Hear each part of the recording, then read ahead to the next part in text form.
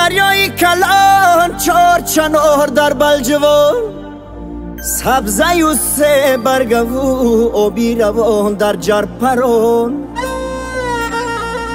هر گل آرامی جان مورچه میان صدف دندان راحتی جان شیرین زبان در بلجوان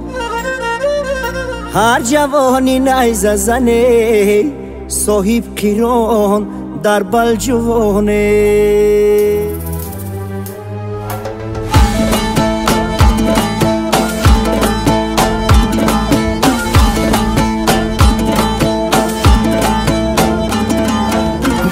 میگم جوانم مخدای بلجوانم شیرین شیرین میخوانم در وصفی بلجوانم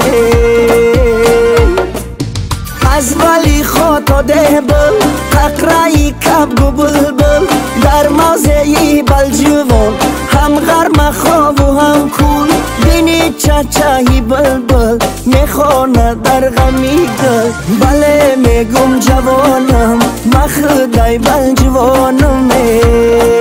شیرین شیرین میخوانم در وصفی بلجوانم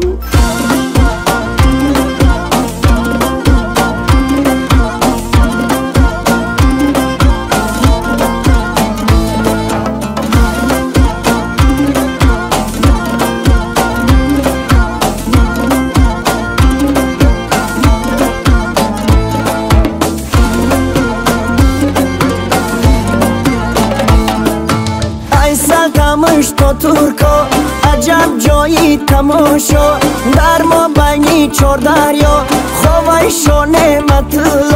شانه مطلع زرابی اثری سیخ طلب کن هرچی خواهی بیابی بله مخ جوانم ای همی بلجوانم شیرین شیرین بیخوانم در وصفی بلجوانم